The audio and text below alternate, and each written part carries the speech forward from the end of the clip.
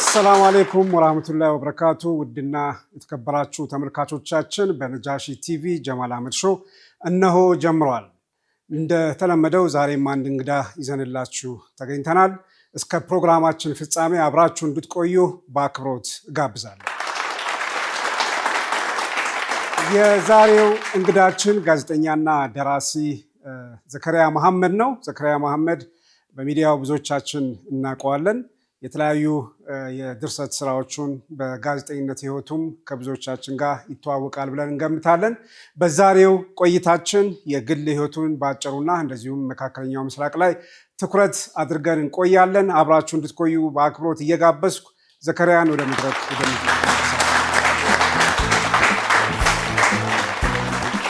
እንኳን ደህና መጣ።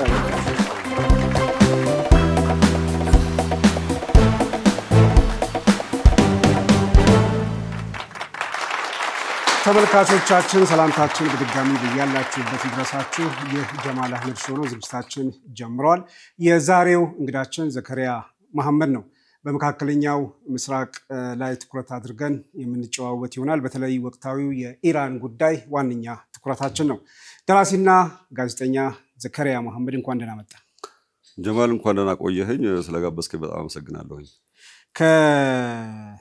ያንተ የልጅነት እና አንተን በደንብ እንደው ተመልካቾቻችን ብዙዎቹ ያውቁሃል፣ ግን የማያውቁ ተመልካቾቻችን ጋር በደንብ ለመታወቅ ዘከሪያ የልጅነት አስተዳደጉ እና በተለይ ዛሬ ትኩረት አድርገን ከምንነጋገርበት ጉዳይ አንጻር እንደው ምን ታስታውሳለህ ወደኋላ መለስ ብለህ? ኦኬ፣ እሺ። እኔ ዘከሪያ መሐመድ ባላለሁኝ። ውልደቴ አዲስ አበባ ሚንዳ ሰፈር ይባላል። ከአሊያንስ ፍራንሲስ ትምህርት ቤት ጀርባ ነው የተወለድኩት። በቅርቡ ለልጄ የተወለድኩበትን ቤት አሳይቻታለሁኝና ሶማሌ ተራ አካባቢ የሚባለው ሀብተ ጊዮርጊስ ድልድይ ወደ አሊያንስ ትምህርት ቤት አሊያንስ ፍራንሲስ ወደ አዲስ አበባ ሆቴል የሚወስደው መንገድ። ኦኬ። እዛ ከአሊያንስ ትምህርት ቤት ጀርባ ነው የተወለድኩት።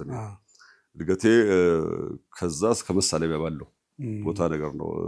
የተለያዩ ቦታዎች ማለት ነገር 10 ቀበሌ ወደ ዓለም ጤና ሰፈር አውቶቡስ ተራ ለረጅም ጊዜ አውቶቡስ ተራ ነው የኖርኩት።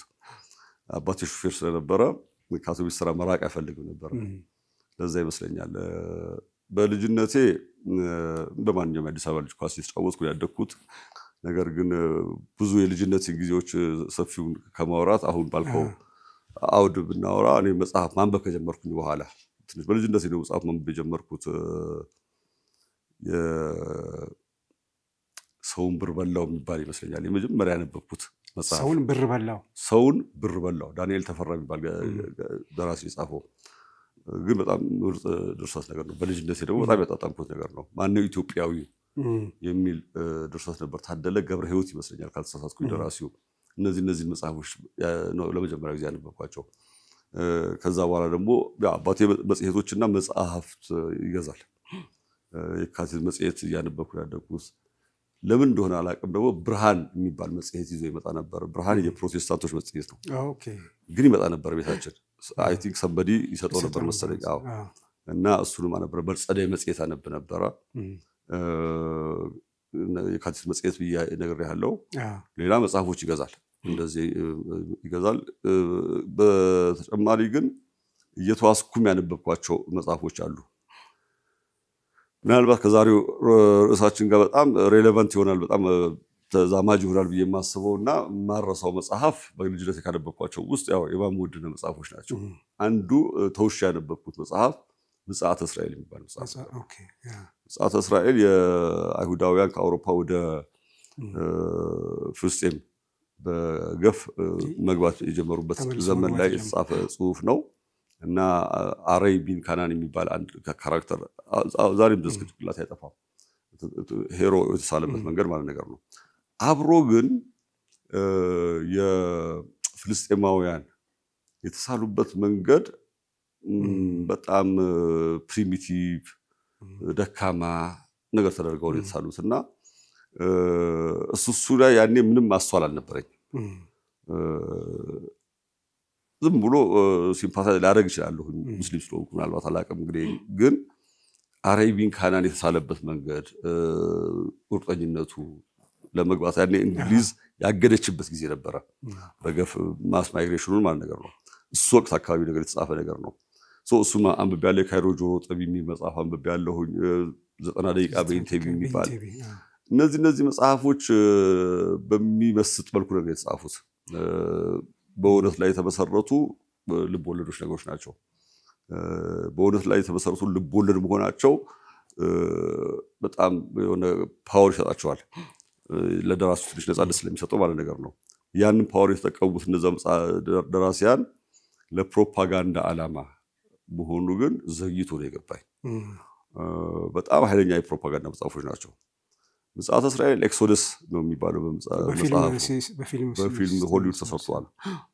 በፊልም የተሰራው ኤክሶደስ የሚባለው ፊልም በአሜሪካ ማህበረሰብ ላይ ከፍተኛ ተጽዕኖ አሳድሯል። ፕሮ ዛዮኒስት እንዲሆኑ፣ ፕሮ እስራኤል እንዲሆኑ ሆሊውድ ውስጥ የተሰራ የፕሮፓጋንዳ ፊልም ነው። ማን ነበር? አንድ ታዋቂ አክተር ነው የሰራው። ሌሎች ደግሞ ካደኩ በኋላ እሱን ተወና ፊልሙን አላየሁትም። ያኔ በነገራችን ላይ መጽሐፉን ያነበብኩት ትልቅ ነው መጽሐፉ። ካደኩ በኋላ ደግሞ እንደዚሁ የሆሊውድ ሲኒማ አዲስ ከተማ ፊልም እያየሁ ነው ያደኩት። ሲኒማ አዲስ ከተማ በቀን 3 ፊልም ነበር የሚታየው። 5 ሰዓት ገብተን 11 ሰዓት አካባቢ ነገር ነበር የምንወጣው። እንዲህ ፊልም 3 ሰዓት ይፈጃል ተቃለ እና በሲኒማ አዲስ ከተማ ፊልሞች ላይ ሳይሆን በኋላ ቪዲዮ ከመጣ በኋላ ሌሎች የሆሊውድ አክሽን ፊልሞች አስታውሳለሁ። ለምሳሌ ዴልታ ፎርስ ቸክ ኖሪስ የሚባል ካራክተር የሚሰራው የምንመሰጠው በአብዛኛው በቸክ ኖሪስ ላይ ነው። ግን ከጀርባው የሆነ አሁን ቸክ ኖሪስ ዴልታ ፎርስን በማይበት ጊዜ መጠራጠር ጀምሬያለሁ። ፊልሞቹ የሚሰሩበት እንትን ላይ አንፌርሊ ፖርትሬይ እንደሚደረጉ ፓለስቲኒያንስ ምናምን ነገር የአውሮፕላን ጠለፋ ፊልሞች ላይ እንደዚሁ ላይ ብዙ ጊዜ ፓለስቲኒያንስ ከሆኑ ጠላፊዎቹ የሚሳሉበት መንገድ ኔጌቲቭ ነው። ኦልሬዲ በዛ እድሜ መጠርጠር ጀምሬያለሁ። ማለት ባላንስ አይደለም። ይሄኛው ሄሮውን በጣም የማግነን ነገር አለ። ያው የሆሊውድ ፊልሞች ላይ የምታውቀዋለህ። አንድ ቸክ ኖሪስ ያንን ሁሉ ነገር ይደመስሳል። በቃ በሞተር ሳይክል ምናምን ነገር እየተኮሰ በጣም ዘመናዊ በሆኑ መሳሪያዎች ማለት ነገር ኤኒዌይ እነዚህ ፊልሞች በዓላማ እንደሚሰሩ እየገባኝ መጥቷል። ያደኩ ሲሄድ ማለት ነገር ነው። ወጣት እያለሁ ማለት ነገር ነው። እና የፊልም እየተመለከትኩ ያደኩት ከሚለው ጋር አብሮ እችኛዋን ነገር ባወራ ጥሩ ነገር ነው ብዬ አስባለሁ። ለዛሬው ውይይታችን ምናልባት ጠቀሜታ ከኖረው ከዛ በኋላ ትምህርት የጨርሼ ዩኒቨርሲቲ ተመርቄ ስራ ስገባ ወደ ጋዜጠኝነት ነው የገባሁት። ቲያትርን ያጠናሁት፣ ነገር ግን ወደ ጋዜጠኝነት የገባሁት ጋዜጠኝነት የገባሁት ቲያትር ያጠናው ፈልገህ ነው? አዎ መርጬ ነው የገባሁት።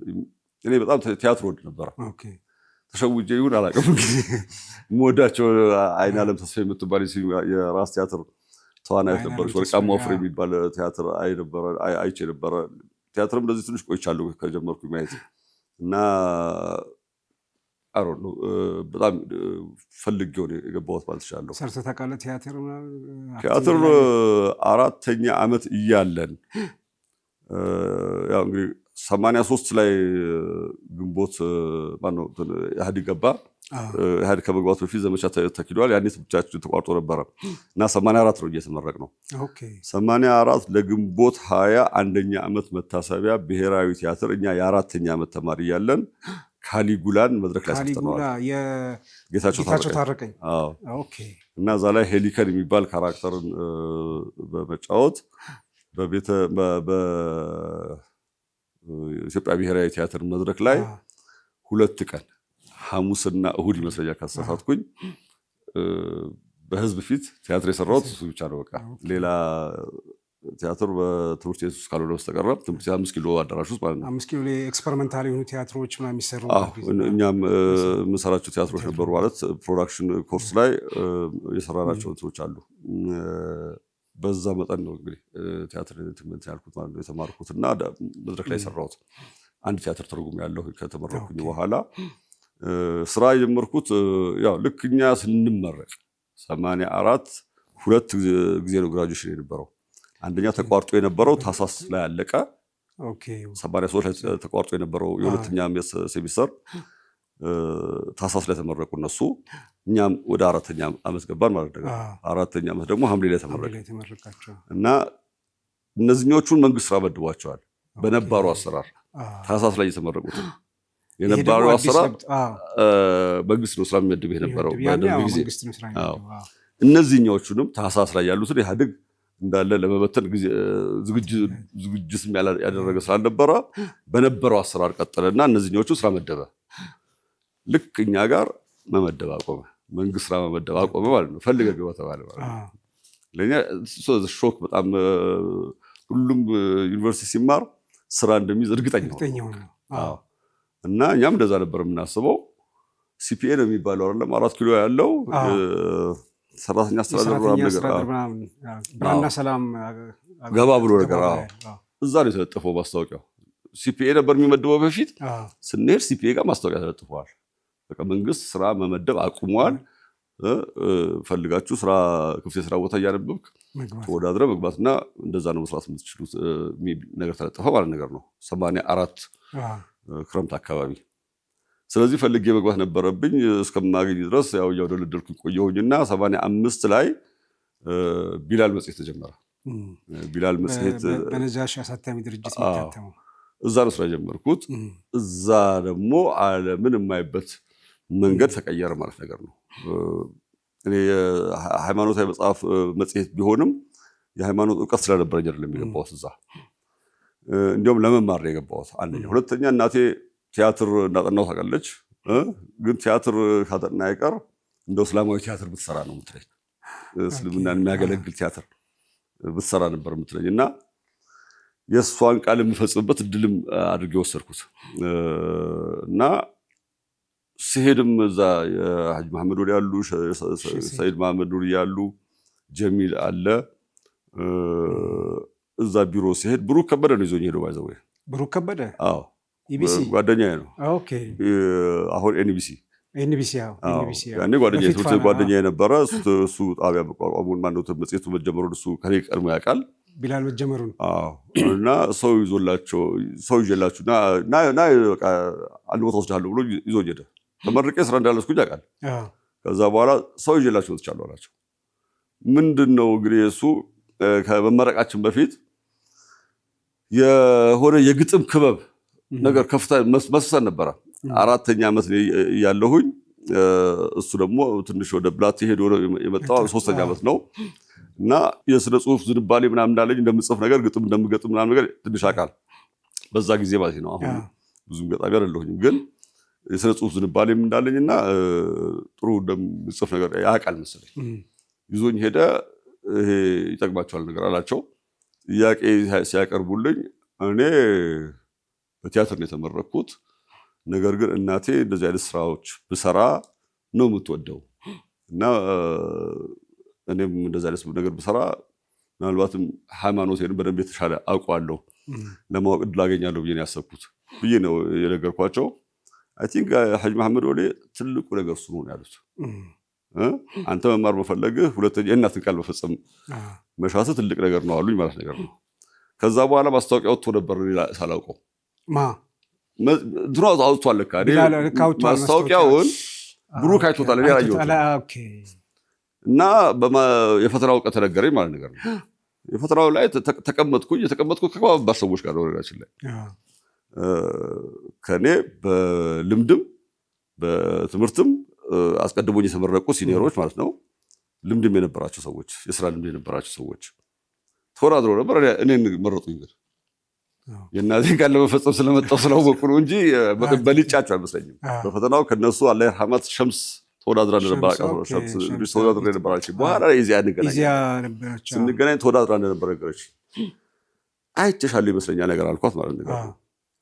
ከዛ በኋላ መሐመድ አሊም አሁን ዶክተር መሐመድ አሊ እሱም ተወዳድሮ እንደነበር አስታውሳለሁ ነገረኝ ማለት ነው። እነዚህ ሰዎች እኔ አሸንፊያቸው አይደለም በልጫቸው አይደለም ማለት ነገር ነው ቢላል የገባሁት። እነዛ ቅድም ባልኩ ነገሮች አንደኛ ሃይማኖት ለመማር እችልበታለሁ ነው የነገርኳቸው። ሁለተኛ እናቴ ቲያትር ከሰራው አይቀር እስላማዊ ቲያትር ብሰራ እስልምና ባገለግል ትወዳለች፣ እሷንም ቃል ለመፈጸም ያስችለኛል ብዬ ነው የመጣሁት ስላልኩኝ በዚህ ገባሁኝ ማለት ነው ቢላል መጽሔት። ከዛ በኋላ ግን በጣም እድለኛ ነኝ። ጀሚል አላህ ይርሐመው ጀሚል የሚባል ኤዲተር ነበረ፣ ምክትል ዋና አዘጋጅ ነው እሱና ጀሚል የሆኑ ጽሁፎችን ኤዲት እንዳደርግ ሰጠኝ። ከዛ በኋላ እየተጠነቀቅኩኝ የተወሰኑ የቃላት ግድፈቶችን ምናምን ብቻ ነገር አስተካክዬ ሰጠሁት። ከዛ በኋላ አየውና ማለት ነገር ነው እና አለኝ ጠራኝና ይኸውልህ አሁን ይሄ ጽሁፍ ሰውዬው የጻፈው አለ አይደለም፣ መጀመሪያ በደንብ ታነበዋለህ አለ። ካነበብከው በኋላ ይዘቱ ከገባ በኋላ ለዚህ ይዘት የሚሆን በነፃነት መንደርደሪያ መጻፍ ትችላለህ። ለምሳሌ አለኝና ይሄ ጽሁፍ ሲመጣ ይሄን ይመስል ነበረ፣ እኔ ኤዲት ሳደርገው ይሄን ይመስላል ሲለኝ እንደዚህ አይነት ነፃነት አለኝ እንዴ አልኩት። አዎ አለኝ።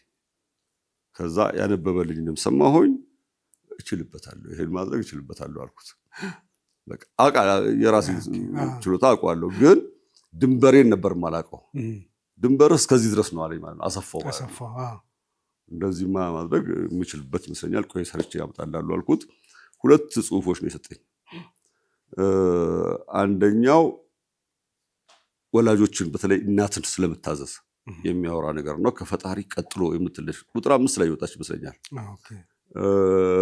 ሌላው ደግሞ አንድ ባለቤቱን ካልናቁ አጥሩ ያነቀንቁ ምናምን የሚል ጽሁፍ ነገር ነው። ስሙን ረሳሁት። አንድ የጻፈው ሰው ማን አያሌው ምናምን የሚባል ሰው ነገር ነው። እና በቃ የሰጠኝ ነፃነት ወይም የሰጠኝ ኦሪየንቴሽን የሚገርም ነው። ነገራችን ላይ አሳጥሬው ነው እንጂ በደንብ አድርጎ ሼፕ ያደረገኝ ይመስለኛል። እንደዚህ ማድረግ ትችላለህ፣ እንደዚህ አድርገህ እንደዚህ ብሎ ያኛውን እሱ ተጽፎ የመጣውና እሱ ኤዲት ያደረገው ሲሰጠኝ እኔ ተገለጸልኝ ማለት ነው። ማለት በዚህ ሌቭል መንቀሳቀስ የምችል ከሆነ ለእኔ ትልቅ ነፃነት ይሰጠኛል።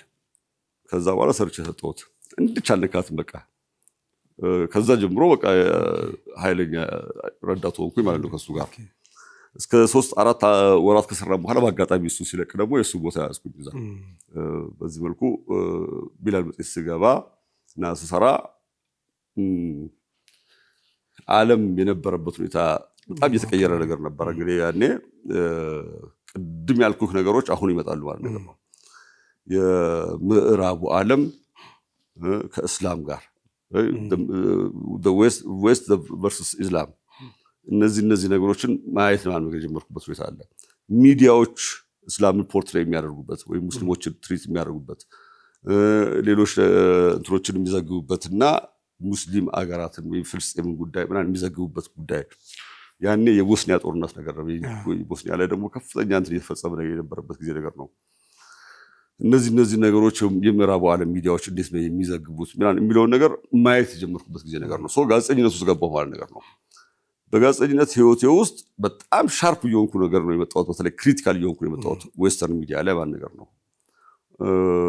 አሁንም ድረስ ያለ ትልቅ ብዙ ሰዎች የማያውቁት በፍጹም የመረጃ ምንጮች ከመሆን በላይ ትልቅ የፕሮፓጋንዳ መሳሪያዎች ናቸው። አሁን የአሜሪካው ሶሳይቲ በጠቅላላ ሜንስትሪም የሚባሉት ዋናዎቹ የቴሌቪዥን ጣቢያዎች በቃ ሁሉ ጊዜ እንዳደናበሩት ነው ማለት ይችላል። እውነቱን ነገር የሚናገሩት በጣም የትልቅ የፕሮፓጋንዳ መሳሪያዎች ናቸው። ሚዲያውና ቀደም ሆሊውድን ጠርቅሼልሃለሁ፣ ሁለተኛው ሚዲያ መጣ ማለት ነገር ነው። እነዚህ ከእኔ እድገቶች ጋር የመጡ ነገሮች ናቸውና የቢላል የቆየባቸው ጊዜያት ደግሞ የሙስሊሙን ዓለም ቨርሰስ ያደርስ ይሄ ዌስተርኑ ሚዲያ እንግዲህ በዛ ሰዓት የመጡ ወጣት ወንድሞችም እንደዚሁ የሚያመጧቸው መጽሐፎች ነበሩ ማነባቸው። መንቃት የጀመርኩበት ጊዜ ነው ማለት እችላለሁኝ። የዛ ውጤት ነኝ የዛሬው ዘከሪያ መሐመድ። ኢንተረስቲንግ፣ በጣም ደስ ይላል። ወደኋላ መልሰህ ያንተን ታሪክ ብቻ ሳይሆን በአንተ ታሪክ ውስጥ ያሉ በጣም ለየት ያሉ ኢንሲደንቶችን አሁን የቢላል መጽሔትን ሌሎችንም ጠቅሰልናል። ከቢላል በኋላ የት ሄድክ? ቢላል በ1987 የካቲት አካባቢ መስጂድ ረብሻ ከተቀሰቀሰ በኋላ ተቋረጠ ቢላል መጽሔት። ስንት ያህል መጽሔት ህትመት ታትሟል? 24 23 ምናምን ነገር ታትሟል። 2 ዓመት ከምናምን የቆየው እንደ ቆይታው ቢሆን ኖሮ ቢያንስ 26 27 28 በታተም የነበረበት ይመስለኛል። የታተመው ግን 23 ወይም 24 ነገር ነው እትሞች ማለት ነገር ነው። 2 ዓመት ኦልሞስት የ2 ዓመት እትም ማለት ይቻላል። በቃ ከዛ በኋላ መቀጠል ተሞክሮ ነበር 80 90 ምናምን አካባቢ አንድ ቢሮ አጠገብ ነበር። ልክ ነህ ታስቦ ነበር። እሱ ወቅት ደግሞ 2001 አካባቢ ነው የፕሬስ አዋጁ ሪቫይዝ እየተደረገ ነበረ። የፕሬስ አዋጁ ሪቫይዝ ተደርጎ እስከሚወጣ በሚል ዝግጅት ያደረግን ባክሎግ እየሰራን ነበር። ሰርተናል በትክክል ብዙ ባክሎግ ሰራን። ነገር ግን ከዛ በኋላ የሆነ ችግሮች ነበሩ። በዛ ሰዓት ጥሩ ያልሆነ አትሞስፌር ነበረ። ከዛም ጋር ትንሽ በዛ ምክንያት ትንሽ ነገሮች ዘግየት ተደረገ። ነጃሺ ትንሽ አዘገያቸው ማለት ነው። ሆን ተብሎ መጽሔቱ ሳይወጣ ባክሎጎቹ እየሰራን ቆይተን ማለት ነገር ነው። ያ የሆኑ ውጥረቶች ተፈጥረው ነበረ።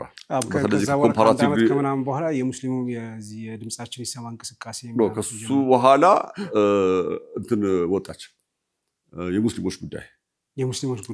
የሙስሊሞች ጉዳይ ሲወጣ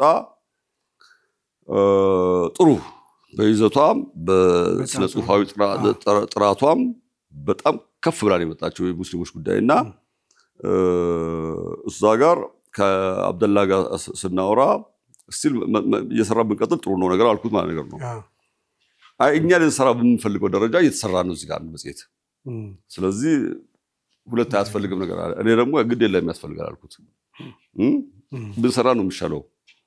ምክንያቱም ነገ ምን እንደሚመጣ አይታወቅም ማለት ነገር ነው። አንደኛው ይታገዳል ወይም ደግሞ ይከስራል ምናምን እንደዚህ ያለ አይደለም። ስለዚህ የመጽሔት ስራ ምናምን ነገር በአሁን በ2001 ብዙ በስያለሁ በዚህ በሚዲያ ስራ ላይ እና የመጽሔት የምናምን ስራ ብዙ መሰናክሎች አሉበት።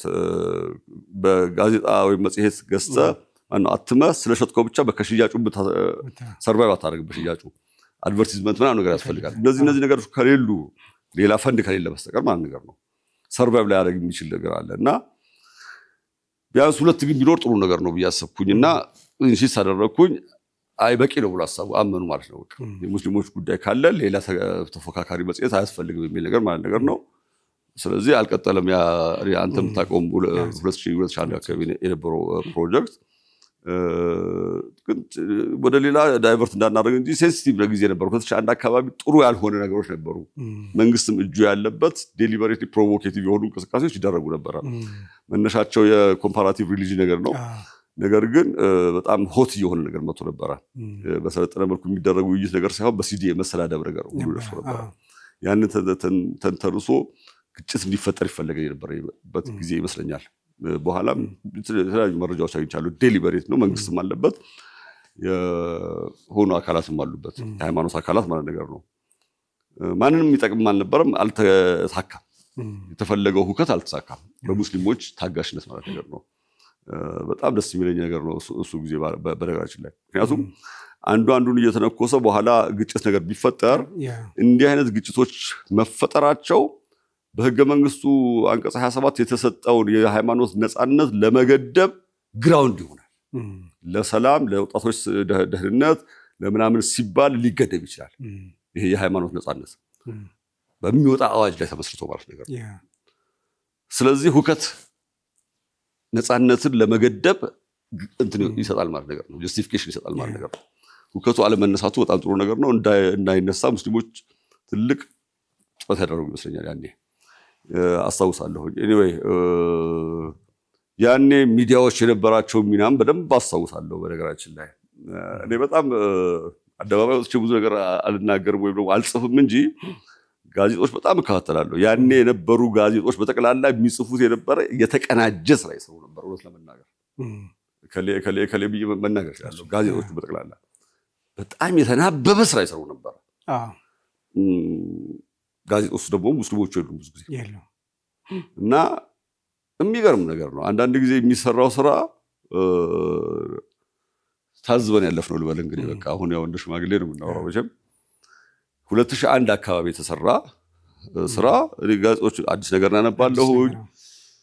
ሳምሶን ማሞ የሚያዘጋጀው ምን ነበር? አንድ ጋዜጣ ኢትዮ ቻናል ላይ የወጣ ጽሁፍ፣ አዲስ ነገር ላይ የወጣ ጽሁፍ፣ አዲስ አድማስ ላይ የወጣ ጽሁፍ፣ ሪፖርተር ላይ የወጣ ጽሁፍ በማህበር የተጻፈ ነው የሚመስለው። እውነቱን ነገር በማህበር የተጻፈ ነው የሚመስለው። ተሰብስበው የጻፉት ነው የሚመስለው። የተለያዩ ሰዎች ነው የጻፉት። ነገር ግን በጣም የተደራጀ ስራ እየተሰራ የሚመስለው። ቀጥታ የኮምፓራቲቭ ሪሊጅን ይሄ የንጽጽራዊ ሃይማኖት ጥናቶችን የሁከት መቀስቀሻ አድርገው ዲስፕሌይ ፖርትሬት ያደረጉት እዛ ጋር የተፈጠሩ የነበሩት ችግሮች መንስኤያቸው እነዚህ ናቸው ተብሎ ምክንያቱም አንዳንዶቹ ላይ ጭራሽ ኢየሱስ ጌታ ነውን ክርስቶስ በእስላም መጽሐፍ ቅዱስ ለሙሐመድ ምን ይላል ምናምን የሚሉት መጽሔቶች በአርዕስት ተጠቅሰዋል። ስለዚህ አቁሙ ነው እየተባለ ያለው። የችግሩ መንስኤዎች እናንተ ናቸው የሚል ነገር ነው። ይሄ አንሲቪላይዝድ የሆነ ነው በኔ እይታ። ምክንያቱም ሙስሊሞች እስልምና የመጣው ከክርስትና 600 ዓመታት በኋላ ነገር ነው። ቁርአን ቀደምቱን ሃይማኖቶች የሄዱበትን ሂደት አድሬስ የሚያደርግ መጽሐፍ ቁርአን። ሱረቱል ኢምራን እኮ ስለ መጽሐፉ ባለቤቶች 100 አንቀጽ ምናምን ነው የሚያወራው ስለ መጽሐፉ ባለቤቶች፣ ስለ አይሁድ፣ ስለ ክርስትና፣ እኛ ክርስቲያን ስለሚሉት ህዝቦች ማለት ነገር ነው። ስለዚህ ይሄንን ተው ነው የሚሉ ማለት ነው። ቁርአን አታስተምር ነው ማለት ነው። በጣም የተቀናጀ መሆኑ ይገርመኛል። እኔ አይደለም ቢሉኝ እከራከራለሁ። ጽሁፎቹ አሁን ላይኖሩ ይችላሉ፣ ሁሉንም ግን አምዳቸዋለሁ። እና እኛ ሀገር በጣም ሚስ አንደርስቱድ የተደረገ ነገር አለ። መቻቻል የሚባለው ነገር ምናምን የሚጠቀስበት አውድ በጣም የሚደብር ነው። መቻቻል በነገራችን ላይ ደስ የሚል ቃል እኮ አይደለም።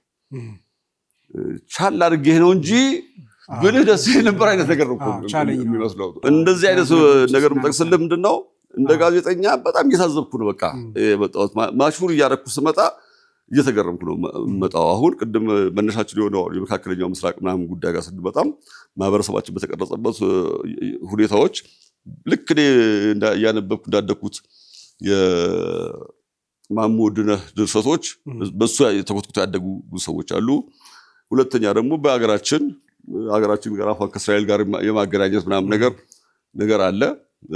በዛ ተኮትኩተው ያደጉ ሰዎች አሉ። ሙስሊሙ ማህበረሰብ ደግሞ አሁን ትንሽ ነቃ ያለ ነገር ስለሆነ አሁን በደንብ ፖላራይዝድ የሆነ ሶሳይቲ እየተፈጠረ ነገር ነው። እይታችን በጣም እየተራራቀ ነገር ነው። እስከምን ድረስ በደልን ማየት በእኩል አይን ማየት እስከማንችል ድረስ።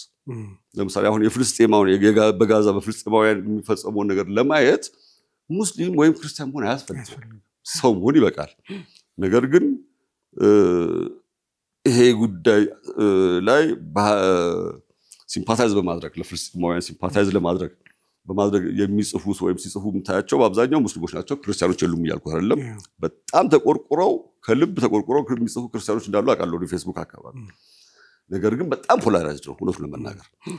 ልክ የማንቸስተርና የአርሰናል ጨዋታ ነገር አለ አይደለም። የማንቸስተር ሲቲ እና እንደዚህ አሮጌ ኳስ አልካተለም። የትኛዎቹ እንደሆኑ ባላጣዎች አላውቅም። እንደዛ አድርጎ የማየት ነገር አለ። አሁን የሰው ልጆች መከራ አይደለም አሁን እየተወራለ።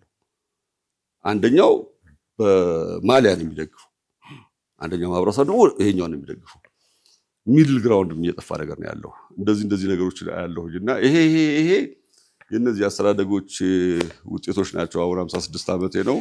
እንደ ሽማግሌ ነው እንግዲህ የምናገረው። ያው ያነሳናቸው ከኋላ ያንተ ማንነት ጋር ልምድ፣ ንባብ፣ የስራ ህይወት ጋር ተያይዞ እንደው ተመልካቾቻችንም የሆነ እንትን ውስጥ ፍሬም አድርገው ጥሩ ስዕል እንዲኖራቸው ለማድረግ ያህል ነው። እንግዲህ እያንዳንዱን የአንተን የስራ ሁኔታ ስንጠቅስ በስራ ገጠመኝ የተለያየ ህይወትና ታሪክ አለ የሚገጥም። የቢላልን ስናነሳ የወሰድን ነገር አለ። ወደ ኢዛም መሄድ እንችላለን።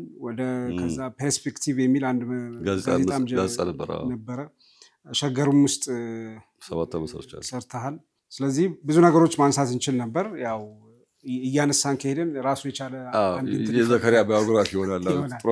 ተመልካቾቻችን እየተከታተላችሁ ያላችሁት የጀማል አህመድ ሾውን ነው። እንግዳችን ዘከሪያ መሐመድ ነው። ቀጥለን ስለ መካከለኛው ምስራቅ በተለይም ኢራን ላይ ትኩረት አድርገን የምንጨዋወት ይሆናል። የትም ሳትርቁ ጠብቁን። ከአፍታ እረፍት በኋላ ተመልሰን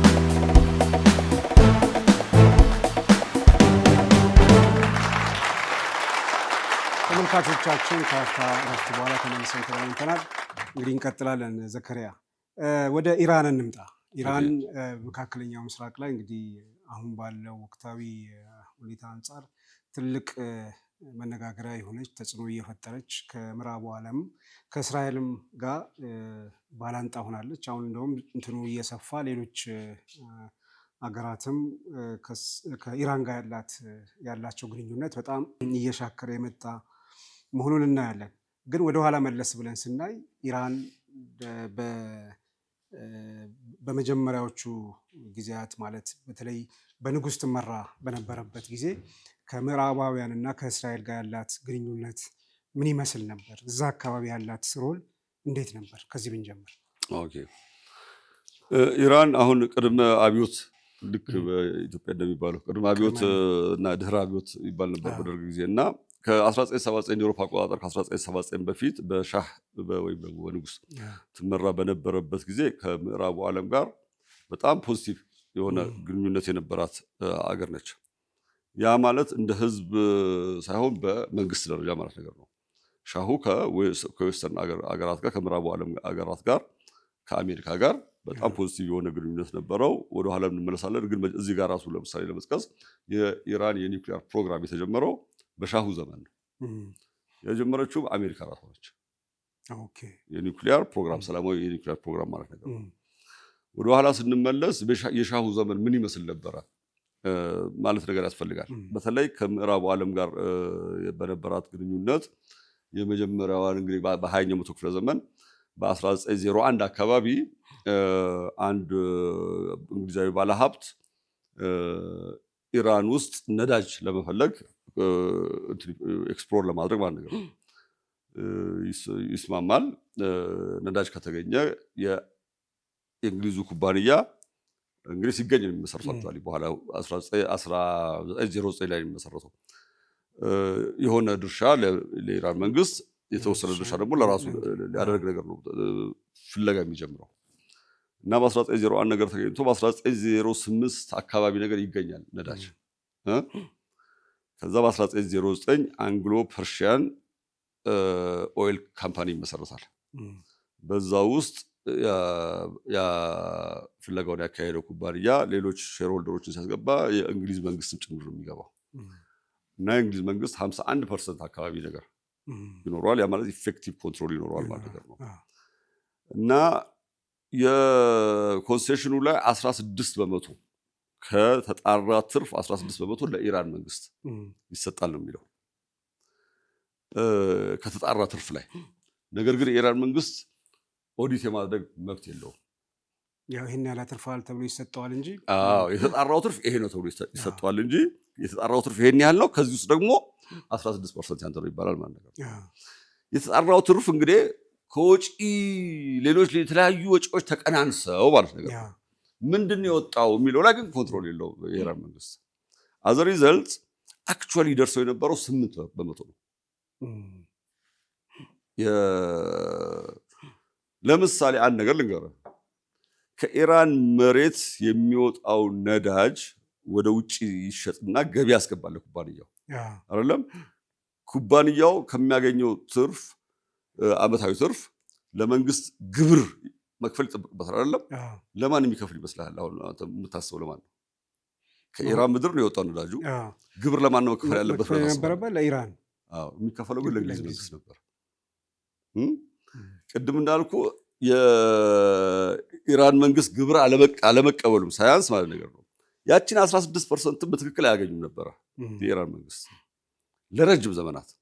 1951 ላይ የኢራን ፓርላማ እንግዲህ ፓርላሜንታዊ አብዮት 1905 አካባቢ ነገር አካሄደው ፓርላማ ተመስርቷል። በቀጃር ዘመን ነው ይሄ። አሁን የማወራው በፓህላቪ ዘመን ነው የማወራው። አሁን ነዳጁ የተገኘው በቀጃር ዳይናስቲ ይባላል። የቀጃር ዳይናስቲ ላይ ነው ፍለጋው ምናምን የተጀመረው። የፓህላቪ ዳይናስቲ ላይ 1951 ፓርላማው የኦዲት መብት ጠየቀ። ከተጣራ ትርፍ ይሄ ነው የሚደርሳችሁ እያላችሁ ትሰጡናላችሁ። እስቲ አንድ ጊዜ የኦዲቱን ፋይል እንየውና እንመርምረው። እውነት የተጣራው ትርፍ ይሄ ነው ወይ? ከተቀናናሽ ወጪ ተደርጎ የተቀናነሱት ነገሮች ትክክል ናቸው ተገቢ ናቸው ወይ ምናምን የሚለው ነገር ለማየት ጠየቀ ማለት ነው። አናሳይም አሉ እነሱ እንግሊዞቹ ማለት ነው። በዚህ ምክንያት በመሐመድ ሞሰዲቅ ይባላል በዛ ሰዓት ጠቅላይ ሚኒስትሩ የኢራን በፓርላማው ላይ የኢራንን ነዳጅ ለኢራን ህዝብ ጥቅም መንግስት ጉርስ እንዲያደርግ ወተወተ። ፓርላማው አጸደቀው። አዋጅ በአዋጅ የነዳጅ ኩባንያውን ወረሰ። እስቲል እንደዛም ካደረገ በኋላ ትንሽ ኮንሴሽን አሁን ማቀረበላቸው ደግሞ የሚገርም 50-50 እንካፈል የሚል ነገር ኖ አሉ ማለት ነው እንግሊዞቹ። እንግዲህ እስከ 1951 ድረስ ከ1909 ቅድም ባልኩ ሁኔታ እንትን ሲሉ ነበር። ኢሚዲየትሊ ከዛ በኋላ በከሰል ይሰሩ የነበሩ የብሪታንያ መርከቦች በጠቅላላ በነዳጅ መንቀሳቀስ ጀምረዋል። በቃ ነዳጅ የኢራን ነዳጅ የእንግሊዝ የኢኮኖሚ መሰረት ነው። በቃ እንዳለ አብዛኛው የኢራን ነዳጅ እየሸጠች ነበር የምትተዳደረው ማለት ነው እንግሊዝ። የኢኮኖሚያው መሰረት ትልቁ ገቢዋ ይሄ ነበር ማለት ነው። እና አዋጁ ከወጣ በኋላ 50% የምንካፈል የሚለውን እምቢ ብለው እንግሊዞች አኩርፈው እንትን ሲሉ አስወጧቸው። በቃ አስወጧቸው ከሀገራቸው። የኩባንያው አባላት በጠቅላላ ወደ እንግሊዝ ተሳፈሩ። 51 ላይ ነው ይሄ የሆነው። ወዲያውኑ የመጀመሪያው እርምጃ ያደረጉት ምንድነው? ማዕቀብ ይጣሉባቸው ኢራን ላይ ማለት ነው። ኢራን ነዳጇን መሸጥ እንዳትችል አደረጓት። ገብቶሃል? ከሌሎች አገራት ጋር ልክ አሁን ብሎክ አሜሪካ እንደምታደርገው እንግሊዝ ኢራን ነዳጇን ሸጣ ገቢ እንዳታገኝ ማድረግ ጀመረች ማለት ነው። በዛ ሰዓት ሀያል የነበረች ሀገር ነች። ይህም አልበቃትም። ከአሜሪካ ጋር ተመሳጥረው የሙሳዲቅን መሐመድ ሙሳዲቅ ጠቅላይ ሚኒስትሩን መንግስት ግልበጣ ለማካሄድ ልክ ባለፈው ጊዜ ጃንዋሪ ላይ የነበረውን አይነት አንደኛ ይኸውልህ ሚዲያዎች በጠቅላላ ኢኮኖሚውን አሁን በማዕቀብ ምክንያት የመሐመድ ሙሳዲቅ መንግስት ጠንካራ ሆኖ መውጣት እንዳይችል አደረጉት። ኢኮኖሚውን በደንብ እንዳይንቀሳቀስ አደረጉት። አሁን በማዕቀብ እየተደቆሰች ያለች ኢራን አስባት ማለት ነው። ከዛ ሚዲያዎቹ ደግሞ የመሐመድ ሙሳዲቅ መንግስት ድክመት አድርገው በደንብ ያወሩታል እሱን ነገር። ከዛ ደግሞ ህዝቡ ውስጥ ደግሞ ገብቶ ሲአይኤ ከፍሎ ይሄ አሁን አድሚት የተደረገ ነገር ነው። ክላሲፋይድ የሆነ ኢንፎርሜሽን ነበር ለተወሰኑ ዘመናት፣ አሁን ግልጽ የሆነ ነገር ነው። ከፍሎ ህዝቡ አድማ እንዲያደርግ እና መሳሪያ ደግሞ አቀብሎ ራይት እንዲነሳ አደረጉ ማለት ነገር ነው። የመጀመሪያው ጊዜ እንደ ሮብ ቀን ነገር በሌሊት በፈንቅለ መንግስቱ አካል የነበሩ ወታደሮች ሙሳዲቅ ቤት ሄደው ጠቅላይ ሚኒስትሩ ቤት ሄደው በቁጥጥር ስር ናችሁ ሲሉት ይሄ መረጃ ደርሶ ስለነበረ ኦልሬዲ እሱ ደግሞ በሌላ ቀለበት አስገብቷቸዋል። እናንተ ራሳችሁ በቁጥጥር ስር ናችሁ አላቸው። ሮብ ቀን ከሸፈ ይሄ በፈንቅለ መንግስት። በዛ ሰዓት ንጉሱ ወደ ሰሜናዊ ኢራን አካባቢ ለስራ በለው ለሽርሽር ከባለቤቱ ጋር ሄደዋል። የሮብ ቀኑ ሲከሽፍ እሱ አልመለስም ብሎ ወደ ኢራቅ ገባ ማለት ነገር ነው። ቆይ ተረጋጋ አሉት ማለት ነገር ነው። ከዛ ራዮቹ ተቀጣጠለ። መሳሪያ ገንዘብ የተሰጣቸው ሰዎች ከተማ ውስጥ ይተኩሱ ጀመር። ብዙ ሰላማዊ ህዝብ ማለት ጀመረ። ይሄን የሙሳዲቅ መንግስት ሊቆጣጠሩ አልቻለም።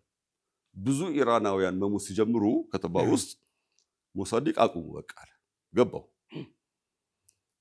ብዙ ሰላማዊ ሰው ከሚያልቅ እለቃለሁ ስልጣኔን አለ። በጣም ፖፑላር የነበረ ነው።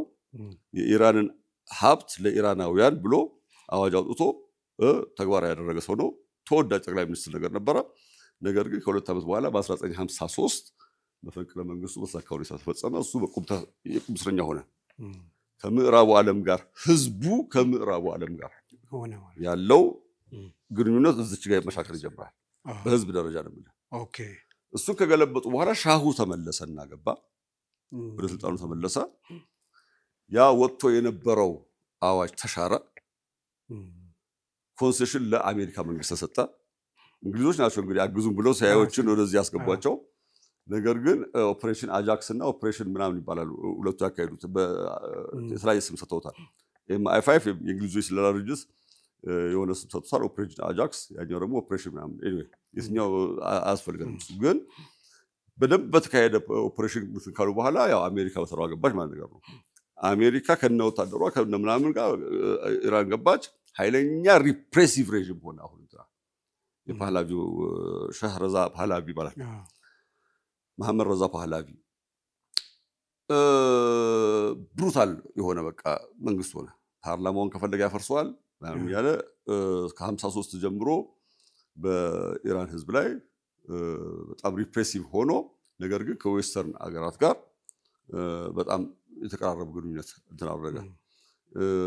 ምናልባትም በተሻለ ኮንሴሽን ስለሆነ የነዳጅ ሽያጫቸው በደንብ እንትን ሲል ሀብት ሲመጣ የሚገርምህ እንግዲህ ከእንግሊዞቹ በተሻለ አሜሪካኖቹ ቢሰጧቸውም ያ የንጉሥ አገዛዝ የነበረበት ሁኔታ ከሞላ ጎደል እስከተወሰኑ እስከ አብዮቱ ዘመናት ድረስ ከ1950ዎቹ ምናምን አካባቢ ድረስ የፊውዳል ስርዓት እኛ ሀገር የነበረው የመሬት ባላባት ስርዓት ይባላል አይደለም? እንደዛ አይነት ነገር ነበረ። ከተማ ውስጥ ያሉ አብሰንቲ ላንድሎርድስ የሚባሉ ማለት ነው። ከተማ ውስጥ ሆነው መሬታቸው ላይ ምን እንደተሰራ ምናምን ነገር አንዲትም ቀን ሄደው ማየት አያስፈልጋቸውም። ጭሰኛው ያርሳል። ከዛ በኋላ ሲሶን ከሶስት አንድ እጁን እሱ ለሱ አስቀርቶ የተቀረው ነገር ለነሱ የሚያስገባ እንደዚህ አይነት ነገር ነበረ እና ቁጭ ብሎ የመሬት ባላባቶች የመሬት ከበርቴ የሚባሉት አይነት ነገር ነበሩ የነበሩት። እንትና ሪፎርም ለማድረግ ይሞክራል ሻህ መሐመድ ረዛ ፓህላቪ ሪፎርም ለማድረግ ሲሞክር አካሄዱ ምንድነው? ዋይት ሪቮሉሽን ነው የሚለው። አክቹዋሊ ኢንዱስትሪያላይዜሽን ለማስፋፋት ይሞክራል። የመሬት ሪፎርምም ለማካሄድ ይሞክራል። የመሬት ሪፎርም ሲያካሄድ እኛ ሀገር ላይ ማሆን ለምሳሌ ያኔ የመሬት ላራሹ ለተባለ ነገር ማለት ነው። እዛ መሬት ላራሹ ለማድረግ ነው የሞከረው። የመሬት ባለቤቶችን መሬት ሲያሳጣቸው ግን እዚህ በመንግስት ኢንዱስትሪ ውስጥ ሼር ሆልደር እንዲሆኑ እያደረገ በመሬት ያጡትን ነገር የሚያገኙበትን ነገር ኮምፐንሴት ለማድረግ ነገር ሞክሯል። ህዝቡ ላይ ግን በተለያየ ዘርፍ ቅሬታዎች ነው የተፈጠሩት። አንደኛ ሪፕሬሲቭ መሆኑ በከተማ አካባቢ፣ ሁለተኛ ደግሞ ያ የላንድ ሪፎርሙ ራሱ የመሬት ስሪት ለውጡ ራሱ ደግሞ አፌክት ያደረጋቸው ብዙ ሰዎች ነበሩ። ገበሬው መሬት ሲሰጠው አየህ በእኛ ጊዜ አሁን በእኛ ሀገር የመሬት ላራሹ አዋጅ ያርስበት የነበረውን መሳሪያ የምርት መሳሪያ በጠቅላላ አብሮ ነበር የሚወርሰው ገበሬው። እዚህ ጋር ግን እንደዛ ባለመሆኑ ብዙዎች ካፒታል እና መሳሪያ ቱልስ አልነበሯቸው፣ አግሪካልቸራል ቱልስ አልነበሯቸው። ስለዚህ ችግር ውስጥ ወደቁ ብዙ እንትኖች ገበሬዎች። በሌላ በኩል ደግሞ የክለሪካል ይሄ የሃይማኖት ተቋማት ደግሞ ሰፊ ርስት ነበራቸው። የተጽዕኗቸው መሰረት ነበር የሚባል ያህል ማለት ነገር ነው። እሱን በተወሰነ ደረጃ ተነጠቁ ማለት ነገር ነው። በእነሱም ላይ ቅሬታ አለ። ሌላው ግን ራሱ ያ የፊውዳል ስርዓቱ ላይ የነበረ ቅሬታን መነሻ አድርጎ ሌፍቲስት እንቅስቃሴዎች ነበሩ፣ ማርክሲስት እንቅስቃሴዎች። የከተማውን የማዘመኑ ሂደት በገጠሩና በከተማው መካከል ሰፊ የኑሮ ልዩነት ነገር ፈጠረ። ማይግሬሽን በጣም እየበዛ መጣ። ከገጠር ወደ ከተማ የመምጣት ነገር። በዚህ ወቅት ዋይት ሬቮሉሽኑ ሲያካሄድ እና ኢራንን ለማዘመን ሲሞክር ሻህ መሐመድ ረዛ ፓህላቪ ምንድን ያደረገው የዌስተርን ሞዴል ነው መከተል የጀመረው እና አንዳንዶቹ ፖዚቲቭ ነገር ሊሆኑ ይችላሉ። ነገር ግን ቀስ እያለ የሴቶች እንግዲህ የሴቶች የመምረጥ መብት፣ የሴቶች ያለባበስ መብት ምናምን ላይ ነፃ ሆኖ አሁን በቃ የሚጋፋው የለም። በጣም ሪፕሬሲቭ ነው እና ማለት ሲጀምር ፎር ዘ ፈርስት ታይም በጣም ደፍሮ ፊት ለፊት አያቶላ ኮሜኒ ይጋፈጠው ጀመር ማለት ነገር ነው። ሴቶች መምረጥ መብት አላቸው የላቸውም ሌላ ጉዳይ ነው። ግን አንተ ማን ፎቶ ተጫረጨ እንደዚህ ፎቶ እየሰጠ ማህበረሰቡን ማቆሸሽ አትችልም ማለት ነው። የማህበረሰባችንን እሴት እንደፈለግ አንተ እዛ ጋር ንጉስ ነኝ ብለህ ተቀምጠህ እንደዚህ ማድረግ አትችልም። መጨረሻ የሚያምርም አይመስለኝም ነገር ይለዋል ማለት ነው። በጣም ነገሮች ላይ ፊርለስ ናቸው አያቶላ ኮሜኒ። ይታሰራሉ፣ ይፈታሉ፣ ኹጥባ ላይ አሁንም ይናገራሉ። ይታሰራሉ፣ ይፈታሉ፣ አሁንም ኹጥባ ላይ ይተቹታል ማለት ነገር ነው የሚያደርገው ነገር። ከዛ ወደ ግዞት ይሰዳቸዋል። መጀመሪያ ወደ ቱርክ፣ ከዛ ወደ ኢራቅ፣ ከዛ በኋላ ከኢራቅ ወደ ፈረንሳይ ይሄዳሉ። እዛም ሆነው ግን አላረፉም። ኢራቅማ ሲገቡ ጭራሽ ኢራቅ ውስጥ በጣም ብዙ ሺዓዎች ስላሉ ነጃፍ ምናምን የሚባል አካባቢ በጣም ከፍተኛ ህዝብ ነው ያለው ሳዳም እስኪሰጋ ድረስ እና ከፓህላቪ ጋር መሐመድ ረዛ ጋር ቅርበት ስለነበረው ሰውየው እያሰጋውም ስለመጣ ልግደለው ወይ ሁሉ ጠይቋታል። ኢራቅ እያለ ማለት ነው። ኢራቅ እያለ ሳዳም ልግደላቸው ወይ ላስገድላቸው ወይ ማለት ነገር ነው። አይ እዚህ ሌላ አብዮት ተቀሰቅስብኛለህ፣ ስለዚህ ግዞት ወደ ከሀገር አስወጣው ምናምን ነገር ያሉ ከዛ ወደ ፈረንሳይ የነበሩ ኢራናውያን አመቻችተውላቸው ፈረንሳይ ሄዳሉ። ትልቅ ፊገር ሆኑ ለዚህ ለህዝባዊ አብዮቱ እና ህዝባዊ አብዮቱ ቅድም እንደነገርኩ ማርክሲስቶች አሉበት። የማርክሲስት ፓርቲዎች ቱዴይ ምናምን የሚባል ፓርቲ አለ። ሌላ ምናምን እንደዚህ ብዙ ሶሻሊስት ፓርቲዎች አሉ። ለምንድነው ሶሻሊስት ፓርቲዎች የፈሉት? ዘመኑ ነው። አንደኛ ማርክሲዝም በጣም የፈላበት፣ ሁለተኛ የነበረውን ስርዓት የምትቃወመው በተለይ የመሬት ከበርቴ ስርዓት ምናምን ነገሮችን የምትቃወመው ከፊውዳል ስርዓት ወደ ገበሬውን የመሬቱ ባለቤት ከማድረግ ከምናምን አኳያ አብዛኛው የዘመኑ እንትን ስለነበረ እና ብዙ ፓርቲዎች ነበሩ። የሪፎርሙ ኢኮኖሚው ላይ ህዝቡ ላይ የፈጠረው ኢኒኳሊቲ ምናምን ነገር አብዮቱን ቀሰቀሰ። በ1978 77 አካባቢ በቃ እየተጋጋለ የመጣበት ጊዜ ነገር ነበር። አሁን እዚህ ጋር አብዮቱ እንግዲህ ስልህ ሶሻሊስቱም የተሳተፈበት ነው፣ ሴኩላሩም የተሳተፈበት ነው፣ ሃይማኖተኞቹም የተሳተፉበት ነገር ነው። አልቲሜትሊ ግን ኢስላሚክ ሬቮሉሽን ነው የተባለው። አሁን ብዙ ሰዎች የማያውቁት ነገር ምንድነው?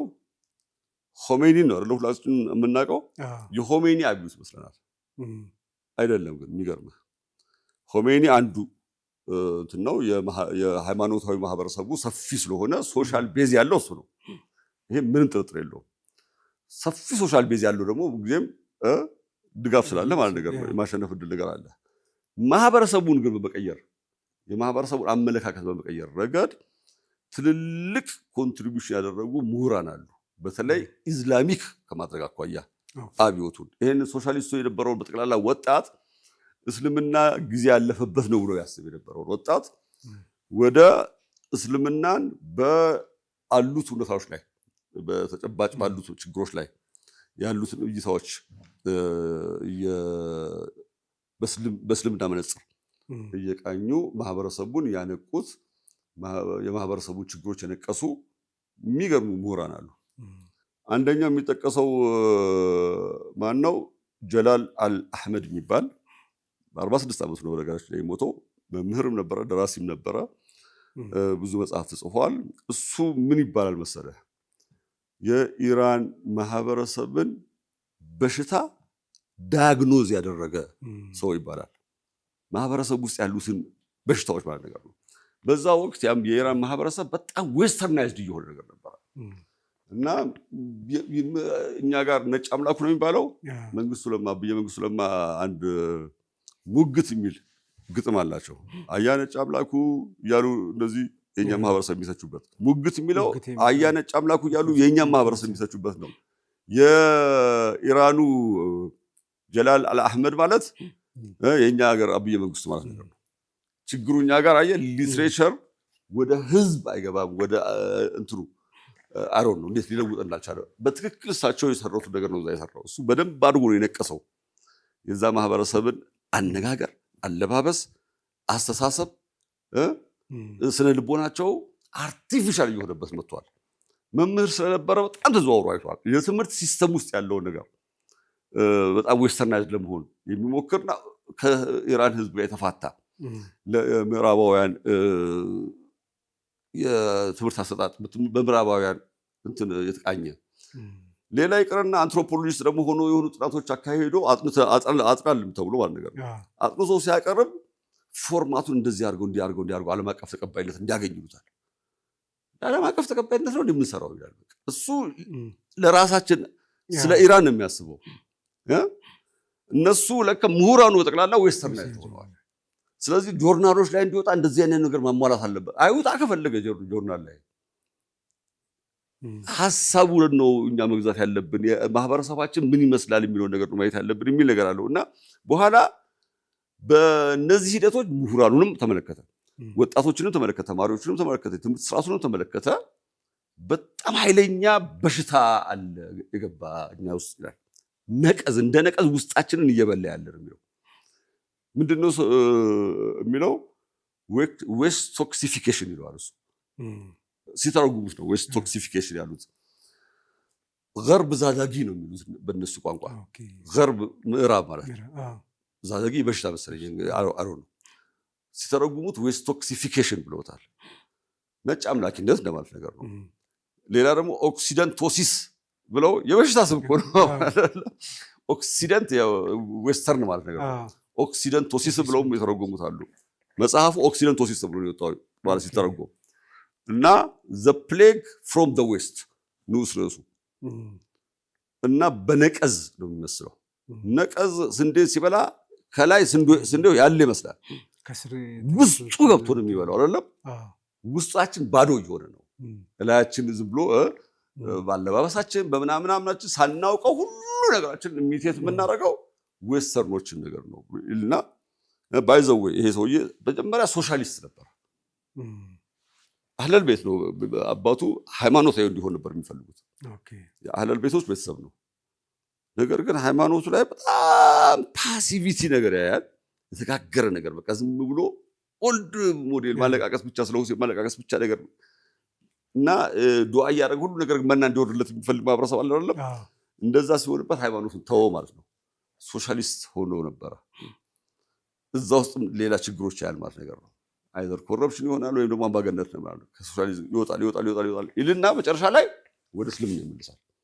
the only society ከሶሳይቲያችን ውስጥ the only part of our society በዛ ነቀዝ ያልተበላው ሃይማኖታዊ ማህበረሰብ አትሊስት እሴቱ ይዞ ነው ያለው እሱ የሚል ነገር ማለት ነው የዚህ ሰውዬ መጽሐፍ በጣም ከፍተኛ ኢንፍሉዌንስ ፈጠረ ማለት ነው አንድ ከዚህ ቀጥሎ የሆነ ሰውዬ ግን ዳያግኖዝ ነው ያደረገው የማህበረሰቡን በሽታ ላይ አይደለም ህክምናው እርሱ ማን ሰጠ አሊ ሻሪያቲ የሚባል ደግሞ ሶሲዮሎጂስት ይመጣልሃል ከዛ መጽሐፍ በኋላ ነው ከሱ መጽሐፍ በኋላ አሊ ሻሪያቲ ደግሞ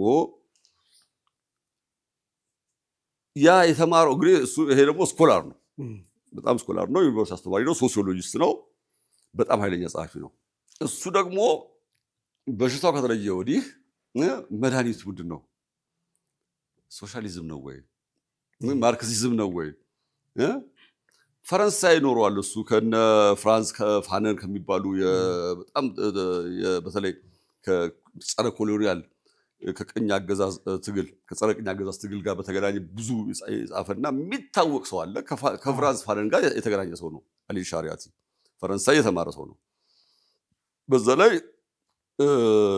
ሶሲዮሎጂስት ነው ስለዚህ ከማህበረሰብ ጋር የሚገናኝ ስራ ነው የሚሰራው ያንን በሽታ ማከም የሚቻለው ግን በሶሻሊዝም መንገድ በማርክሲዝም በሌኒኒዝም ሳይሆን በእስልምና እንደሆነ በራሳቸው ሜዳ በማርክሲስቶቹ ሜዳ ጭቆናን በተመለከተ እስልምና ምን እንደሚል ሃይማኖቱ ደግሞ ላይ አሁን ለምሳሌ ያለው የሺዓ እምነት ተከታዮች ናቸው አይደል የሁሴንን የካርባላ ትግል አምባገነንነት ጋር ከአምባገነኖች ጋር የሚደረግ ትግል አድርጎ አመጣው እሱ ገብቷል እሱ ብላክ ሺኢዝም እና ሬድ ሺኢዝም የሚል መጽሐፍ ጽሁፍ አለችው እሴደንት ላይ ጽሁፍ አርቲክል ነች የነባሩ እስከዛ ጊዜ ድረስ የነበረውን የሺዓ እምነት ብላክ ሺኢዝም ይላል ብሎ ሐዘን እንደዚህ ይሉ ነበር ይገፋሉ ወርላታቸው ሁሴንን ሲያስታውሱ ሁሉ ጊዜ ማዘን ነው ሬድ ሺኢዝም አመጣው እሱ the right shiism is fighting against oppressors የሺዓ እምነት አካል የሆኑትን ሪቹዋልስ ወደ ትግል መሳሪያነት ቀየራቸው ሺኢዝምን አብዮታዊ ያደረገው በጽሁፎቹ ማለት ነው ጸረ ኦፕሬሽን the plight of the oppressed የሚል ጽሁፍ አለችው አሁን የተጨቋኞች ውታ ነው ሪታምና ነው ግልጥ ተሻለ እነዚህ ነገሮች በእስላምኛ ሲያወራቸው ያ እስላም ጊዜው አለፈበት ነው ብሎ ያስብ የነበረ ወደ ሶሻሊዝም ተስቦ የነበረ ወጣት በጠቅላላ አይኑ መክፈት ጀመረ። ስለዚህ በአብዮት ውስጥ የነበሩ ወጣቶች ሶሻሊስትነታቸው እንዳለ ሆኖ እስላማዊ መነጽር ሰጣቸው ለሚታገሉበት ነገር ሁሉ ከኢስላም ከዛም አልፎ ደግሞ በሺዓ ኢስላም ውስጥ ያሉ የትግል እንትኖችን ማለት ነው አመጣቸው ሲምቦሎችን አመጣቸው ማለት ነገር ነው። እነዚህ ነገሮች ቀላል ነገሮች አይደሉም ጀማል። አንድ ህዝብ ለረጅም ዘመናት የኖረበትን ከእምነቱ ጋር የተሳሰረን ካራክተርስ ሄሮ አድርገህ ስታመጣ ትልቅ ተጽዕኖ ነው በነገራችን ላይ። that's why አሁን ዛሬ ሁሴን ማለት የሰማዕትነት ለኢራናውያን ትልቅ ዋጋ ይሰጣል። ላመኑበት ነገር መሞት ትልቅ ዋጋ ይሰጣል። ገብቷል? እና ይሄን በመስራት አሊ ሻሪዓቲም ደግሞ ከፍተኛ አስተዋጽኦ አድርጓል ማለት ነገር ነው። ከንትና ቀጥሎ ያኛው በሽታውን ለያል ብያለሁ፣ ይሄ መድኃኒቱን እየሰጠ ነው ብያለሁ። ቀጥሎ ደግሞ ሙርታዛ ሙጣሃሪ የሚባል አያቶላህ ልትሉት ይችላል። በጣም የአያቶላህ ኾሜኒ ተማሪ የሆነ ደግሞ ፊሎሶፈር ይመጣልሃል። እሱ ደግሞ ምን አይነት ስትራክቸር ነው የሚያስፈልገው፣ ምን አይነት ገቨርንመንት ነው የሚያስፈልገው የሚለውንም በመቅረጽ ረገድ ትልቅ ስራ የሰራ ሰው ነገር ነው። ሁለተኛ የዌስተርኑ ፊሎሶፊ በጠቅላላ የሚጨረጋግር ሰው ፊሎሶፈር ነው። የዳርዊንን በለው ማርክስንም በለው ማን በለው ይሄ አይዲያሊስት የሆነውን አምላክ የለሽ የሆነው ምናምን በጠቅላላ ሶሻሊስቱን፣ ሌኒኒስቱን በጠቅላላ አቴይስቱን የሚዘርሩ ጽሁፎች ነው የሚጽፉ እሱ ደግሞ እና ደግሞ በአደባባይ ከፈለገ ይከራከራል ከነሱ ጋር ማለት ነው። ሂዩሚሌት ያደርጋቸዋል። በጣም ኃይለኛ ጸሐፊ ነገር ነበረ። ቱ ዘ ኤክስቴንት ሶሻሊስቶቹ እስኪጠሉት ማለት ነው። ምክንያቱም በጣም ኢንፍሉዌንሻል ነው። ሃይማኖቱን በጣም ጥልቅ ብሎ ያውቃል። እስልምና ከእንትን ሱፒሪየር መሆኑን ማሳየት ቻለ። አዘ ሪዘልት የሚያሳዝነው 1979 ላይ ነው እንዲሁም የሚገደለው። ከአብዮቱ ድል በኋላ ዋይ ዊላያት ፋቂህ የሚባል አሁን ይሄ አያቶላ ኾሜኒ የሰሩት የመንግስት አስተዳደር አለ። በሃይማኖት መሪዎች መመራት አለባት፣ እስልምናው ቫልዩዋችን እሴታችን ስለሆነ የሚል አይዲዮሎጂ ይዞ የመጡትና ምናልባትም በደንብ አርቲኩሌት ያደረገው እሱ ነው ይባላል። የአያቶላ ኾሜኒ ተደርጎ ነው የሚጠቀሰው፣ ግን የእሳቸው ተማሪ ስለሆነ የሚጋሩት ነገር ይመስለኛል። ሶስተኛው እንደዚህ አይነት ሰዎች አሉ፣ ሌሎችም አሉ ማለት ነገር ነው። መጨረሻ ላይ አያቶላ ኾሜኒ ከመጣ በኋላ ሶሻሊስቶቹ አሁንም አሉ፣ አልጠፉም። እንደገባ ከአንድ ወር በኋላ ሪፈረንደም እናደርጋለን አለ ማለት ነው። ከዛ ኢስላሚክ ሪፐብሊክ የስ ኦር ኖ ነው ምርጫው። ኢስላሚክ ሪፐብሊክ እፈልጋለሁ አልፈልግም ብለህ ቮት የምታደርገው እሺ ወይም እምቢ እንደማለት ነገር። አሁን ሶሻሊስቶቹም ሪፐብሊክ የሚባለው ነገር ስላለ ኢስላሚክ የሚለው ምን ሊያስከትል እንደሚችል አልገባቸውም መሰለኝ። ሶሻሊስቶቹም ቀሰቀሱ ህዝቡ ሁሉ የስ እንዲል ማለት ነው። 98 ምናምን በመቶ የስ አለ። ኢስላሚክ ሪፐብሊክ ተመሰረተ ማለት ነው። ኢስላሚክ ሪፐብሊክ ኦፍ ኢራን ተመሰረተ ማለት ነው። ኢስላሚክ ሪፐብሊክ ከተመሰረተ ኢስላሚክ የሚለው እንትን ይዘህ እስላማዊ መንግስት ነው ተመሰረተ ማለት ነው። ስለዚህ መንግስት አልባ ማን ነው? ሃይማኖት አልባ ሶሻሊስት አልፈልግም። ሶሻሊስት ከሆነ ሃይማኖት የለሽ። ከዛ በኋላ እናንተ አምላክ የለሽ ዞር በሉ ተባሉ። በቃ ተመቱ። አብዮቱ ጁን ተበላለች ይፈልጋል አይደል? አንደኛ 98% ምናምን ነገር ቮት አድርጓል ህዝቡ ኢስላሚክ ሪፐብሊክ ፈልጋለሁ ብሎ። ኢስላሚክ የሚለው ጌጥ ነው እንዴ? አይደለም። ቃሉ ትርጉም አለው፣ እሴት አለው። ያንን እሴት ይዘው የሚሄዱት ደግሞ እስላሞች ናቸው፣ የሙስሊሙ የሃይማኖት መሪዎች ናቸው። ዊላያት ፋቂህ የሚባል እንትን ይዘዋል። ጁሪስት ካውንስል ተመሰረተ ማለት ነገር ነው። ገብተዋል። እዚህ ቦታ ላይ ሶሻሊስት ማርክሲዝም ምን ይሰራል እዚህ ጋር? በቃ እነዛኛዎቹ አዲሱ የአብዮቱ ጠባቂ ያሳደደ ቢሮአቸው ምናምን ነገር እንትን አለ፣ አታስፈልጉም ተባሉ። በዚህ መልኩ ነው የተመሰረተው እስላማዊ ሪፐብሊኩ። ለማያያዝ ያህል ከምዕራቡ ዓለም ጋር የነበራት ወዳጅነት በንጉሱ ደረጃ ነው። በህዝብ ደረጃ በጣም ሲበደል የኖረ ኢኮኖሚው የደቀቀ ህዝብ ነበረ። ንጉሱ ግን ከእንትን በኋላ ለምሳሌ ከ1979 በኋላና በፊት በተለይ አካባቢው ላይ ከእስራኤል ጋር ያላት ግንኙነት ምን ይመስል ነበረ? በንጉስ ደረጃ አሁን ቅድም አልኩህ ሼህ መሐመድ ረዛ ፓህላቪ ፖዚቲቭ የሆነ ግንኙነት ነው የነበረው። በጣም በፍልስጤም ጉዳይ በምንም ጉዳይ ሳይል ከእስራኤሎች ጋር በጎ ፖዚቲቭ የሆነ ግንኙነት ነው የነበረው። በጣም ጥሩ። ይሄ ኮምፕሊትሊ ሪቨርስ ተደረገ አያቶላ ኾሜኒ ስልጣን ከያዘ በኋላ።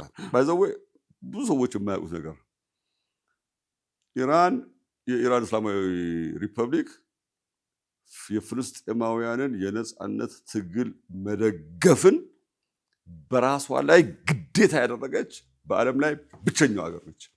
ኢራን በህግ በተቋም በበጀት አመታዊ በጀት ይያዛል በስነስርዓቱ ለፍልስጤም ትግል ድጋፍ። አመታዊ የቁርስ ቀን የሚባል ነገር አለ።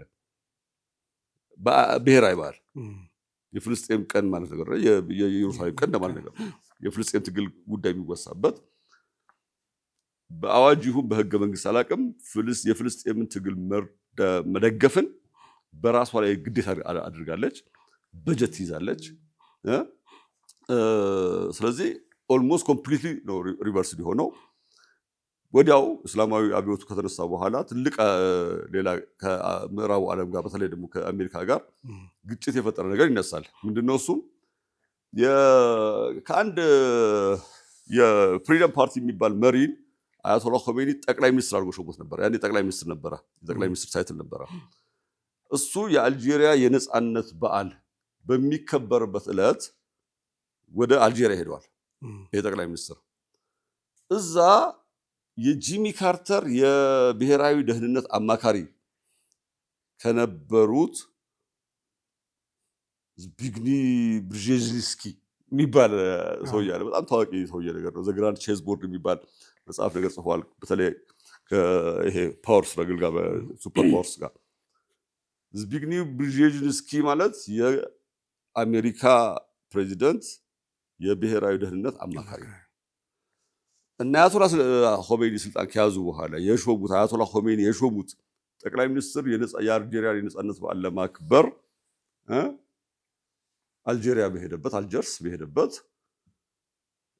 ሪሴፕሽን ላይ ከብርዤዝንስኪ ጋር ጠቅላይ ሚኒስትሩ ያኛው መጥቶ ሰላም አለው ያለው የሚባለው አሜሪካ ከኢስላሚክ ሪፐብሊክ ኢራን ጋር በአዲስ መልኩ ግንኙነቷን ማደስ ትፈልጋለች። በአዲስ መልኩ ግንኙነታችንን እንትን እንበል የሚል ነገር ነው ያወራው ነው የሚባለው። ሲያወሩ ወይም ሲጨባበጡ ፎቶ ተነስቷል። በነጋታው ኢራን ጋዜጣ ላይ ወጣ። ጠቅላይ ሚኒስትሩ ከአሜሪካ የብሔራዊ ደህንነት አማካሪ ጋር ሲጨባበጥ የኢራን ወጣቶች አሜሪካን እንዴት እንደሚያዩት ነግሬሃለሁ። መርጠው ያስቀመጡትን ሙሳዴቅን የገለበጠች አገር ነች አሜሪካ ማለት። ከዛ በኋላ ለ26 ምናምን ዓመታት የኢራንን ነዳጅ ስትመጠምጥ የነበረች አገር ነች። አሁን ይሄ ጠቅላይ ሚኒስትር አልጄሪያ በሄደበት ከአሜሪካ የብሔራዊ ደህንነት አማካሪ ጋር ሲጨባበጥ የሚታይበትን ፎቶ ሲያዩ ወጣቶቹ ተቆጡ። የሆነ ሴራ እየተሰራ ነው ብሎ አሰቡ። ስለዚህ ይሄ ፎቶ በወጣ በማግስቱ ይሁን በሳልስቱ የአሜሪካን ኤምባሲ ወረሩትና ወደ 66 የሚሆኑ ዲፕሎማቶች ምናምን የኤምባሲው ሰራተኞች አገቱ። ጠቅላይ ሚኒስትሩ መጥቶ በዚህ ጉዳይ ላይ ተቃውሞ ቢያሰማ ማን ይስማው? ለኾሜኒ ነገሯቸው። ኢማም ተማሪዎቹ የአሜሪካ ኤምባሲ ሰራተኞችን አገቷቸው ሲባል ከዚህ የተሻለ ምን ጥሩ ስራ አለ እንግዲህ ምን ማለት ይቻላል ያሉት እሳቸው ደገፉት ማለት ነገር ነው። ጠቅላይ ሚኒስትሩ የተቃወመ ነገር ነው። እሱ አሻንጉሊት መሆኑ ነገር ሲያውቅ በኋላ ላይ ካቢኔውም እሱም ሪዛይን ያደርጋሉ ይሄ ሰውዬ። ከዛ በኋላም እስከ ሞተበት ጊዜ ድረስ ከ1995 ሲበሉ እንደዚህ በቃ ከፖለቲካው ርቆ ተቃዋሚ ሆኖ ነው የሚኖረው። ተቃዋሚ ስለ በፓርቲ ብራንድ ደረጃ ነገር ሳይሆን ተቺ ማለት ነው። የአሜሪካ ኤምባሲ ሰራተኞች እገታ ደግሞ ሌላ የኢራንና የአሜሪካንን ግንኙነት በጣም ያሻከረ ሆኖ ለ444 ቀናት አካባቢ ነው ይመስለኛል የታገቱት። በጣም ብዙ ድርድር ተካሂዷል። ለጂሚ ካርተር መውደቅም ምክንያት ሆነዋል። ምክንያቱም የሆነ ጊዜ በኋላ ነው ድርድር የሚጀምረውና ጂሚ ካርተር ታጋቾቹን ይዞ በድል ለመግባት ይፈልጋል። ለሁለተኛው ጊዜ ሊመረጥ ሲፈልግ ማለት ነገር ነው። እነ ሬገን ደግሞ ይሄንን እንዳይሳካ ይፈልጋሉ ማለት ነው። ምክንያቱም እነሱ ይዞ መግባት ይፈልጋሉ ማለት ነገር ነው። በዚህ ምክንያት ብቻ ዞሮ ዞሮ ግንኙነታቸው የሻከረበት ሁኔታ አለ። ማዕቀቡ ኢሚዲየትሊ እገታው እንደተካሄደ ይጀምራል። ማዕቀብ የሚለው ቃል መጣል እንግዲህ ቅድም በእንትና ብያለሁ አይደለም፣ በእንግሊዝ ጊዜ ብያለሁ አይደለም። አሁን የአሜሪካ ማዕቀብ ይጀምራል ከእገታው ጀምሮ ማለት ነው። ከእገታው ጀምሮ ነው የሚጀምረው ወይስ ከ1979 የአብዮት በኋላ ነው የጀመረው? ኢሚዲየትሊ በአብዮቱ አይደለም፣ በማዕቀቡ ነው፣ በእገታው ምክንያት። አዎ፣ ከዛ በኋላ ቀስ እያለ ይጨምራል። የእገታው አይነት መልኩ እየቀየረ እየሰፋ ነገር ይመጣል። ሚሳኤል መሳት ትጀምራለች ነው ከሳዳም ሁሴን ጋር ጦርነት፣ ያው ፕሮክሲ ጦርነት በሳዳም ሁሴን ያስወሯታል ኢራንን። የኢራቅና የኢራን ጦርነት ነበር።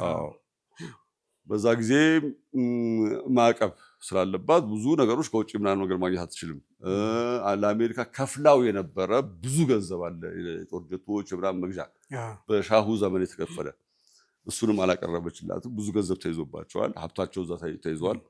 በነገራችን ላይ በአሁኑ ሰዓት በቅርብ ጊዜ ያየሁት በአሁኑ ሰዓት ከ1979 ጀምሮ የፍሪዝ የተደረጉ የኢራን አሴቶች ሀብቶች ዋጋ ማለት ነው ላለፉት 47 ዓመታት ከማዕቀቡ ጀምሮ ማለት ከማዕቀቡ 1979 ጀምሮ 80 አካባቢ ጀምሮ ከነወለዱ 11 ትሪሊየን አካባቢ ነው የሚደርሰው ይባላል። እንደው ከፈለጋችሁ ሁሉንም ማዕቀቡን አታንሱት 11 ትሪሊየናችንን መልሱልን ነገር ብለዋል። የኢራን ሀብት ማለት ነው ፍሪዝ ተደርጎ ከነወለዱ ምልህ አሁን ያኔ የነበረው እንዳለ ሳይሆን እንትምትለው እነዛ እየሰሩበት ነው የተጠቀሙበት ነገር ነው። በአጠቃላይ ብቻ ፍሪዝ የተደረገ የኢራን ሀብት ለ47 ዓመት 11 ትሪሊየን ነገር ነው እና አንዳንድ ጊዜ ሲቀልዱ ኢራኖች ተውት፣ ማዕቀቡንም ተውት፣ እንደፈለጋችሁ አድርጉት፣ ብቻ 11 ትሪሊዮናችን መልሱ ያሉ አንድ ነገር ነው። በፍጹም ልትመልስላቸው አትችልም። የራሷ የአሜሪካ መንግስት ያለበት ዕዳ 39-40 ትሪሊዮን ደርሷል። በነገራችን ላይ እንደዛ ነገር አለ። ኢራን እዚህ ጋር አለች። አሁን ወደ መካከለኛው ምስራቅ ስለምንመጣ የኢራን ታሪክ በዚህ መልኩ የመጣ ነገር ነው። ቀጣዩ ነገር የሚሆነው እንግዲህ ከኢራቅ ጋር የገቡበት ጦርነት ነው። እሱን እናነሳለን። ፕላስ ደግሞ የኢራን ለዚህን ያህል ጊዜ በማዕቀብ መቆየት እና ራሷን ደግሞ አጠንክራ እንደገና መውጣት እንዴት ተቻለ የሚለውንም አብረን እናያለን። ተመልካቾቻችን እየተከታተላችሁ ያላችሁት የጀማል አህመድ ሾውን ከዘከሪያ መሐመድ ጋር ነው። ተመልሰን እንገናኛለን። የትም ሳትርቁ ጠብቁን። ካፍታ እረፍት በኋላ እንመለሳለን።